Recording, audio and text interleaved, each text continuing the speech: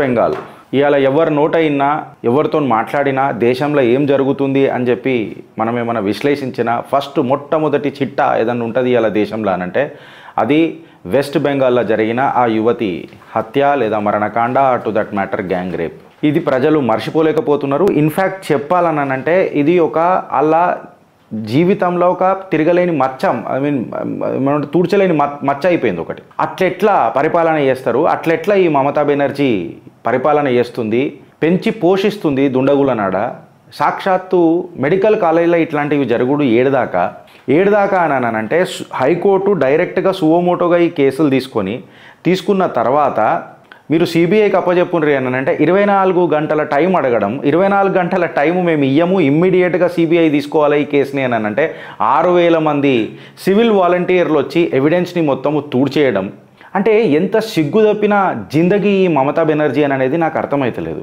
ఆ కాడికి ఆగిపోయింది అని అంటే ఆడికి ఆగలే ఫ్రెండ్స్. ఇలా జర డీప్గా పోయి చూస్తే ఇలా వెస్ట్ బెంగాల్లో ఎవరైతే మన గవర్నర్ ఉన్నారో ఆయన క్లియర్ కట్గా సుప్రీంకోర్టు చెప్పింది ప్రొటెస్టర్ల మీద మీరు ఇట్లా బలం ఉపయోగించొద్దు, వాళ్ళు పీస్ఫుల్గా వాళ్ళ ప్రొటెస్ట్ వాళ్ళు చేస్తున్నారు, నీకు సిగ్గు శరం ఉంటే నువ్వు రిజైన్ చేయి, నువ్వు ఆ దిశలో ఫస్ట్ ఆలోచించు అని చెప్పి మాట్లాడుతుంటే సుప్రీంకోర్టుకి ఇచ్చిన తీర్పుకు కూడా ధిక్కారంగా తను వాళ్ళ మీద కెనాన్స్ ప్రయోగించుడు, టియర్ గ్యాస్ ప్రయోగించుడు, మన వాటర్ కెనాన్స్ ప్రయోగించుడు, ఎక్సెసివ్ ఫోర్స్ పెట్టి మొత్తము ఈ ప్రొటెస్ట్ని దబాంచుడు, మళ్ళీ ఇంకేమన్నా అంటే ఆసాం జైల్ జాయేగా, ఢిల్లీ జైల్ జాయేగా, ఏ జైల్ జాయేగా, తూ జైల్ పైలే, నువ్వు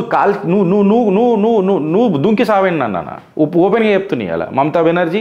ఇలా దేశ ప్రజలు కూడా నీతో ఇట్లానే మాట్లాడుతుండ్రు.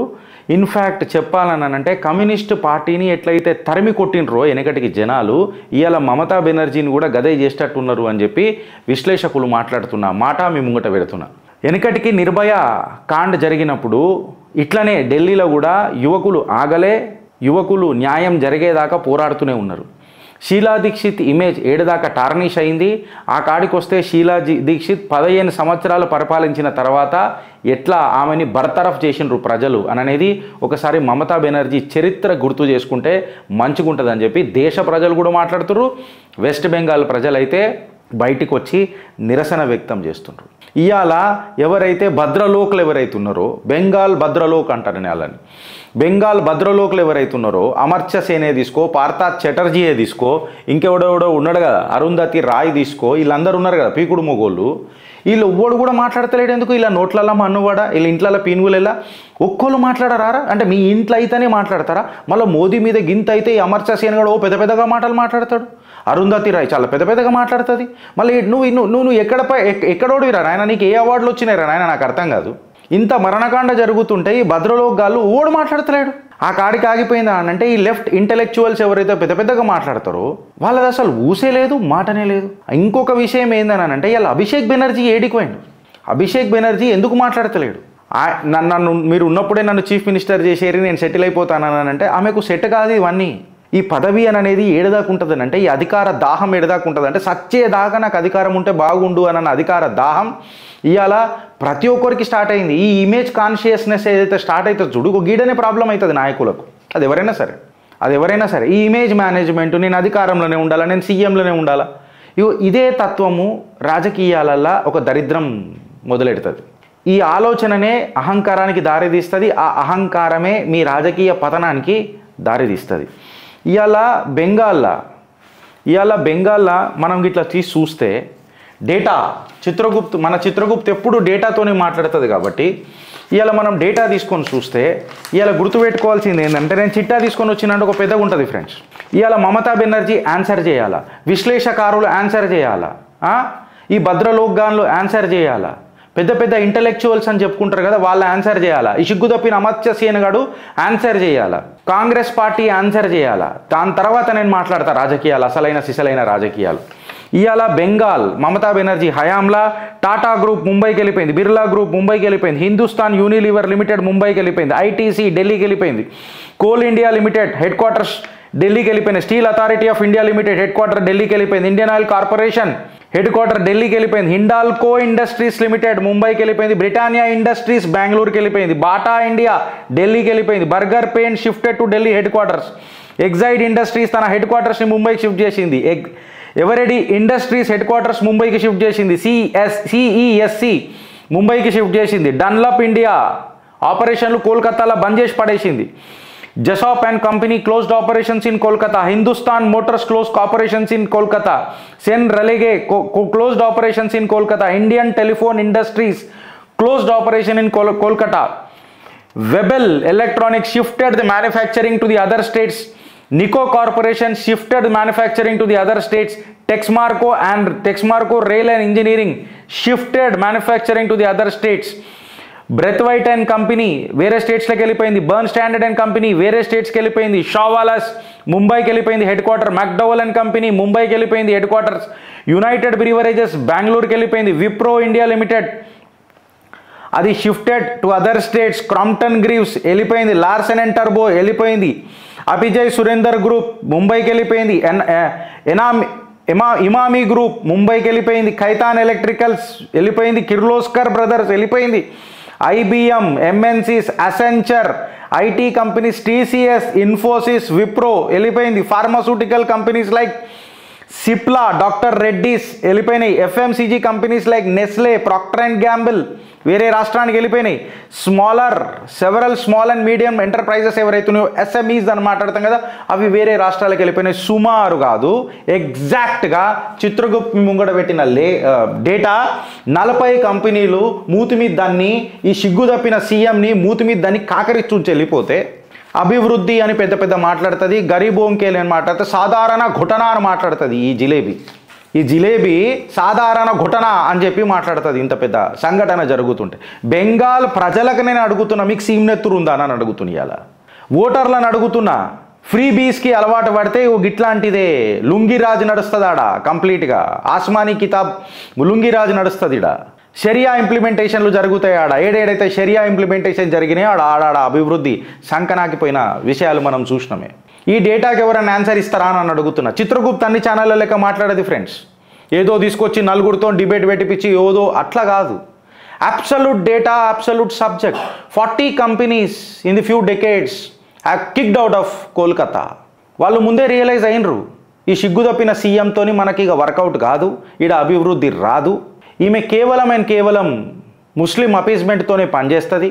ఈమెకు ఆ అపీజ్మెంట్ తప్ప ఇంకా వేరే ఏం లేవు. ఈమె కిల్లం కుల్లా అండ్ మెసేజ్ ఇస్తుంది వెనకటికి. ఏమనని, నేను బంగ్లాదేశ్కేని ఎవరన్నా రోహింగ్యాలు వస్తా అంటే తీసుకుంటా అంటది.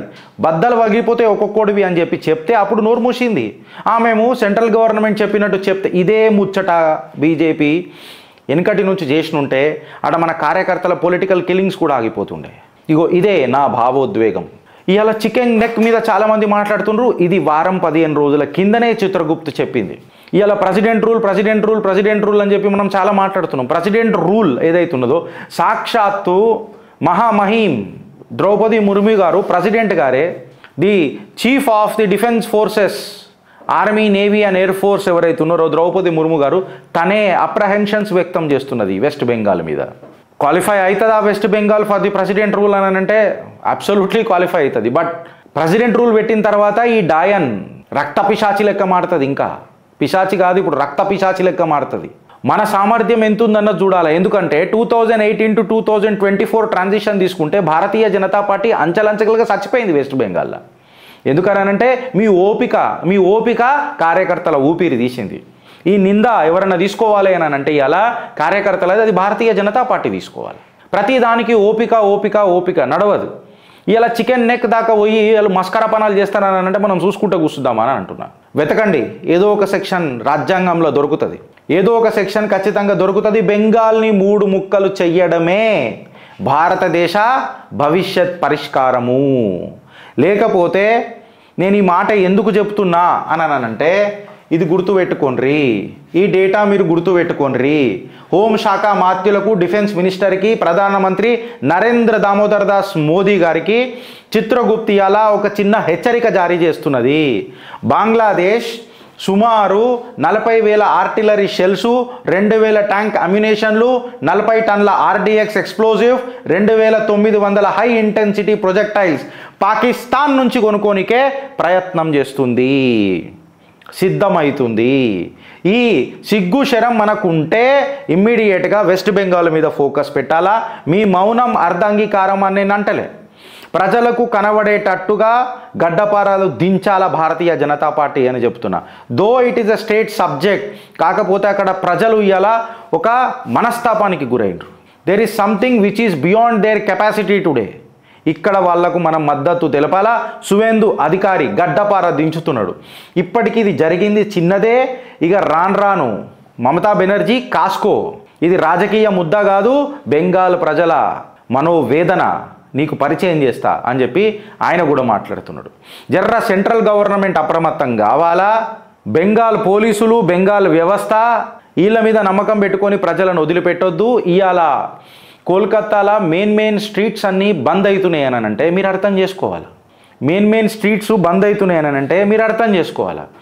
సుమారు డేటా స్పీక్స్ కాబట్టి సుమారు మమతా బెనర్జీ దీదీ యొక్క హయాంలా 2001 నుంచి 2010 వరకు బందులు తీసుకుంటే సుమారు 2050 నుంచి 300 బందులు అయినాయి. బెంగాల్లో ఆన్ యావరేజ్గా 350 బందులు. బిట్వీన్ 2011 నుంచి 2020 మమతా బెనర్జీ హయాంలా రోజుకి సంవత్సరానికి సుమారు 30 నుంచి 37 బందులు అవుతుండే. చోబేల్నా, హాఫ్తా, పెట్రోబామ్, గుండాయిజం, పార్టీబాజీ, ఆదా, దుర్గో పూజో, రాస్తాఘాట్ క్రికెట్, క్యారమ్, ఎక్స్టార్షన్, బొంగు, భోజానం, కేలో కోబే ఇవన్నీ మమతా బెనర్జీ హయాంలోనే మనం చూసినాం. లాస్ట్కి ఏమన్నా ఉద్యోగం మిగిలింది బెంగాల్ ప్రజలకు అంటే కేవలం రిక్షా నడుపుడే. 40 కంపెనీలు మూతిమిద్దాన్ని వెళ్ళిపోయిన తర్వాత బెంగాల్ మోడల్ ఆఫ్ గవర్నెన్స్ ఎట్లయితుంది? ఈ కూటమి ఎవరు కూటమి? ఇండియా అలయన్స్ కూటమి. నోట్ల మన్ను పడ్డదా అని చెప్తున్న రాహుల్ గాంధీకి. ఈ జాతి గాంధీ రోజు బయట తిరిగి మాట్లాడతాడు కదా, నీ జాతి ఏంది నీ జాతి ఏందనని. ఆ పిల్ల నా సోదరి ఆవేదన అర్థం చేసుకోడా అని అడుగుతున్నా. ఇవాళ రోడ్ల మీదకి వచ్చి ప్రజలు మాట్లాడుతుంటే ఈ కాంగ్రెస్ కూడా కంపెల్ అవుతుంది. మీరు రాసి పెట్టుకోర్రి, వివశ్ అవుతుంది. ఖచ్చితంగా మద్దతు తెలపాల్సిన పరిస్థితి వస్తుంది. అప్పుడు ఈ డాయన్ జిందగీ కుక్కలు చింపినిస్తారాక అవుతుంది.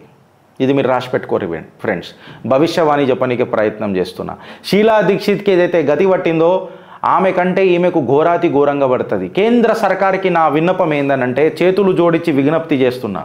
Sometimes tolerance in an intolerant mob is not called as tolerance.